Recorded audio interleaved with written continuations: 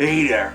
In light of the recent news of Netflix planning to buy the Warner Bros. Studio and assets, I, Sam Valentino, private toon detective, have been doing a little investigating on an aborted partnership Warner Bros. Was planning in the early 1970s with a certain TV cartoon studio, Filmation Associates, or as I call them, Filmation.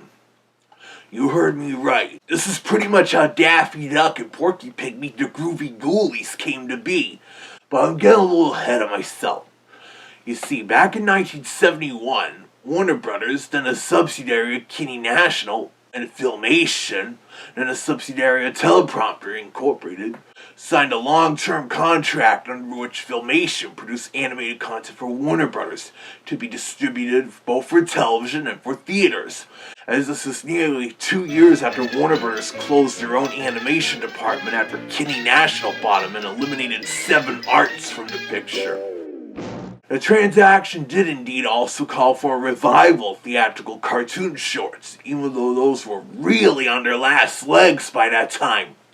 Walter Lantz Productions finally pulled the plug on the theatrical shorts the following year, in 1972, and only the Patty Frilling Enterprises was still really in the theatrical animation market then, with short series from United artists such as the Pink Panther, the Anthony Aardvark, Roland and Ratfink, and the Tijuana Toads. And even then, those shorts were mostly limited to drive-in theaters and kiddie matinee showings, with the Patty Frilling knowing their shorts could still be broadcast on television afterward.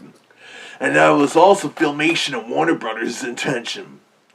I wonder if they're going to continue making new shorts of Cool Cat and Merlin the Magic Mouse, maybe even dust off Rapid Rabbit and Quick Brown Fox, as they were indeed intended to have their own series of shorts, but only one got produced and released before Warner Bros. 7 Arts Animation closed.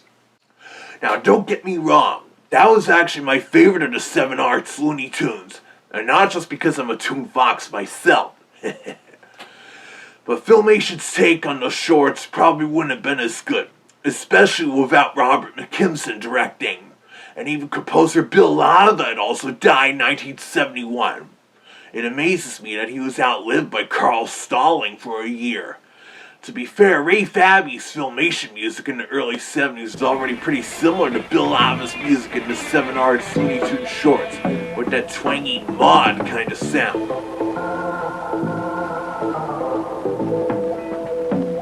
But the agreement didn't cover network properties to be developed by Filmation. Of course, unlike Warner Bros. Animation or even Hanna-Barbera, Filmation only had a few original creations like the Groovie Goolies. They mostly produced cartoons based on existing properties, like the Archies, the DC Comics franchises, Fat Albert and the Cosby Kids, Star Trek, He-Man and the Masters of the Universe, and stuff like that. Same thing with Ruby Spears Enterprises and Deke Entertainment. Anyways, in addition to the Looney Tunes and Groovie Goolies crossover, Warner Bros. Also theatrically distributed Filmation's animated movie adaptations of Treasure Island in 1973 and Oliver Twist in 1974. But by those points, Filmation and Warner Bros.' partnership was pretty much done for, save for some more occasional DC Comics co-productions.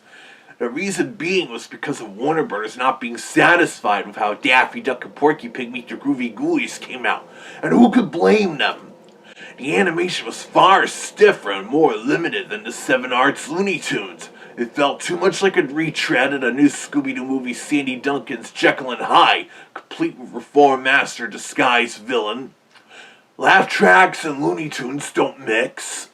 First thing you know, they'll want to hit me off the pass. Let's hit him off at the pass!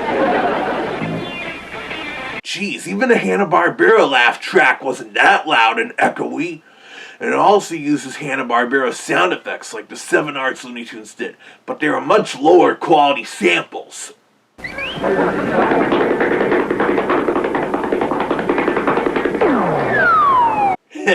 Even with the more limited selection, Warner Bros. Animation's copies of the Hanna-Barbera sound effects in the 7 Arts era at least had better sound quality, not to mention how off-model the Looney Tunes were often drawn at times. Just look how scraggly Wile E. Coyote looks. I am talking about the what courage, what grace. You could tell even Mel Blanc wasn't having fun voicing his Looney Tunes characters for that. There's always a rotten egg in every family. Well, that's a joke, son. Send for the court jester. Gee, seems like a little tyke like you ought to have a name. I know. I'll call you Funny. Funny fried up, that is. Indeed. You could tell voicing the beloved Warner Bros. Cartoon characters for that lame-brained Filmation production was torture for Blanc. And it didn't help that when it came to his Daffy and Porky and Tweety voices, all of whom were sped up in some way to get the sound just right, Filmation went too far in speeding up Daffy and Tweety's voices. Well, if your name isn't Arthur, what is it? How should I know? I'm only 3 years old. Then I'll call you Arthur. What's wrong with Lance? Or Rock? Even Daffy? Why doesn't it have to be Arthur? Because my mommy's name was Arthur. And he didn't bother to speed up Porky's voice either. Gee, he really does love it. I think Arthur's falling in love with Lady Guinevere. Everyone's in love with Lady Guinevere. I know Tweety was occasionally sped up higher than usual for a short period in the 1950s. Well, what do you know? A piece of spaghetti with eyes. Oh, you better hide, spaghetti, or the chickens will get you. And Daffy Duck was occasionally sped up that much in his very early screwball years. You're correct! Absolutely correct! Wow! I'll give him a real feature! Woohoo! The problem was, in this Filmation crossover, it wasn't the screwball Daffy. Personality-wise, Daffy was more akin to how he was in the late 40s and early 50s, despite him looking similar to what he did in the Seven Arts era at times. But he was thankfully nowhere as bitter or greedy, barring those 2 occasions where Daffy was actually nice to Speedy Gonzales. And speaking of which, Speedy Gonzales wasn't included in this crossover, and neither was Bugs Bunny. Of course, I could see why. Warner Brothers always thought Bugs Bunny was their most precious cartoon star, which is why they didn't allow Bugs to appear in any of the 1964 to 69 Looney Tunes shorts. And it was for the better, as Bugs became a hippie at that time and didn't want to partake in any low-budget cartoons. Yeah, Warner Brothers did know that letting Filmation use Bugs Bunny would just be asking for trouble. Additionally, Daffy Duck and Porky Pig meet the Groovie Goolies was more of a test the waters thing to see how well Filmation could handle Looney Tunes, since in addition to possibly a theatrical revival, I also heard they wanted to produce a new Roadrunner Saturday morning cartoon show for ABC. Yikes! Knowing how bad those 11 Roadrunner shorts subcontracted to format films were, I can only imagine what Filmation Roadrunner cartoons would have been like. It probably would have been very much like the initial commercial for Plymouth's 1968 Roadrunner car, directed by Alex Lovey. Wiley looked a lot like he did in Daffy Duck and Porky Pig Meet the Groovie Goolies, but again, he and the Roadrunner moved a lot more. If Filmation actually made such a TV show, I don't think there would have been as that much movement. Whew, we pretty much dodged a bullet there. Thankfully, any future Looney Tunes productions we got in the 70s, i.e. TV specials, Warner Brothers would subcontract them to studios run by Warner Brothers animation alumni, such as Chuck Jones' studio and DePatie Frilling Enterprises, a way they kind of previously collaborated in the mid-60s. And also, while Filmation may have not been producing any other new Looney Tunes cartoons for theaters or television in the early 70s, the year 1972 saw the introduction of the syndicated Merry Melodies show, where many of the 60s non-Bugs Bunny and non-Roadrunner Looney Tunes made their television debut, including the Seven Arts era. But also, judging by the closing credits, it looks like Filmation may have had a hand in compiling that show for Warner Brothers, even if there isn't any new animation.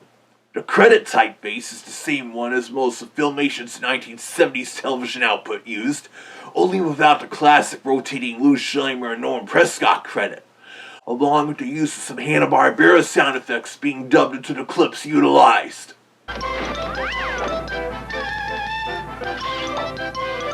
Wouldn't surprise me if Filmation also drew some of the cartoon title cards featuring any of the 7 Arts era characters. But there you have it. A what could have been scenario if Warner Brothers was satisfied at the results of Filmation's infamous Daffy Duck and Porky Pig Meet the Groovie Goolies crossover special. But right now we got Warner Bros. Planning to merge with Netflix while they also branch off Discovery Global.